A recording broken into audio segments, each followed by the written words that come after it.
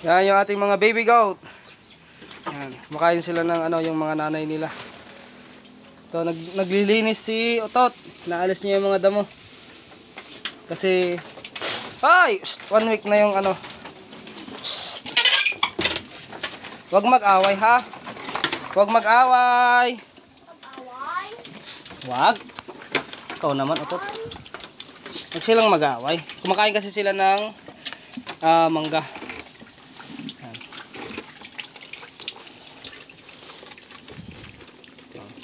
Gustong gusto nila yung mangga. Gawa ka pa doon isang timbaan, Otot, mamaya. Para makilala nila yung isa't isa. Yan, no? Malaki na yung isang kambing natin. Ito ay, kung di ako nagkakamali, ito ay 8 days. At yung isa naman ay 3 days. 3 days o 2 days? Tanga, hindi na yung nanay mo. Yan, oh. Kumukulog na po. Hindi ko alam kung uulan or what.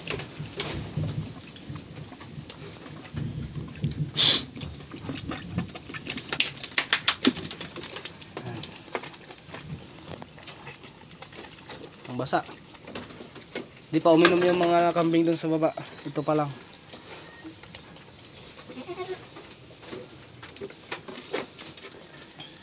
Anak mo yan. Yan yung Ito ay lalaki. Ito naman po ay babae. Hello. Pre-range muna sila kahit konting oras para makapag gala-gala.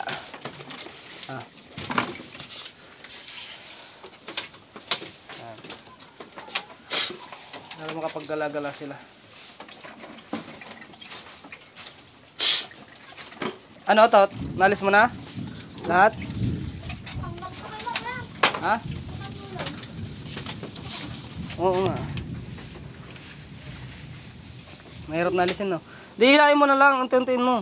Mahila naman unti-unti yan, eh. Para, kuwan. Basa yan. Huwag ka namang diri dyan, tuwi lang yan. Nililigo tayo mamaya. Nililigo tayo sa ulan.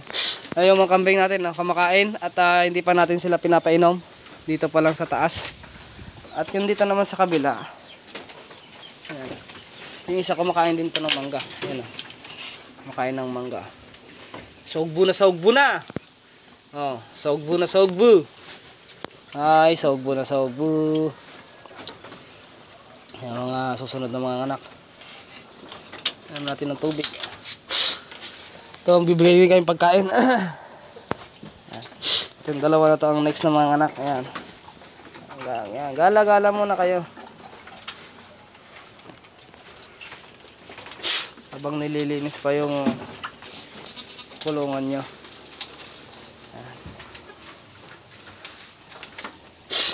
Ayan. Update lang. Sinisipon tayo kasi nung kahapon pagod tayo, eh. Ayan. Meron pa doon nakakulong. Sila. Papainom tayo sa labas mamaya. Pinapaubos lang muna natin yung dito. Ready na sila, naghihintay. At makulimlim ang panahon, kalangitan. Nagbabadyang umulan. Nagbabadyang umulan. Sana nga para mabuhay naman yung damo at hindi na kayo magdamo sa malayo. Sana nga yung malakas ang ulan. Ayun mga kambing natin. Para makapag-exercise, binigyan ko na rin sila ng tiki-tiki.